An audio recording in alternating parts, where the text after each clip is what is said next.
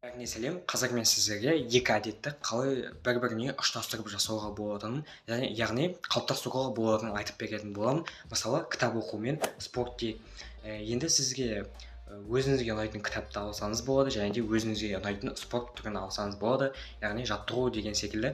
Менде мысалы приседания немесе турник немесе отжимания деп алсам болады, және де өзіңізге ұнайтын кітап. Енді бұл екі кітап оқу мен спорт әдеттерін қалай бір-бірімен ұштастырып, оңай ешқандай күш салмай жасауға болатынын айтатын боламын. Яғни оған бізде 1-ақ сағат уақыт кетеді.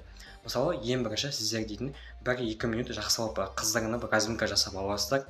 Одан кейін барып отырып, өзіңізге ұнайтын кітапты алып, соның 2 бетін оқисыздар. 2 бетін оқып шыққаннан кейін, яғни сөйлемді толық аяқтағаннан кейін, сіздер кітапты қоясыздар. Одан кейін барып 25 рет, мысалы 25 рет отжимания жасайсыздар.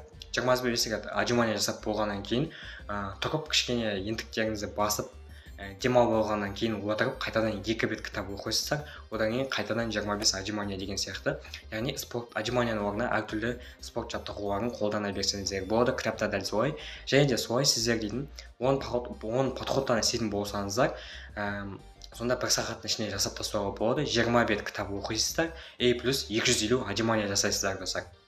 Бұл деген өте керемет. Енді 250 деген өте көп болуы мүмкін. Сіздерге 25 та көп болуы мүмкін. Мысалы, енді өзіңіздің деңгейлеріңізге қарай оны жасап алатын боласыздар. Сонда 1 сағаттың ішінде біз кітап оқу мен спортты екеуін ұштастырып тастауға болады достар.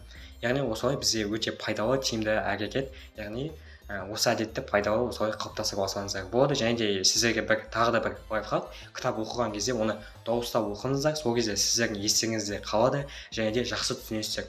Одан кейін асығып үсігіп оқымаңыздар.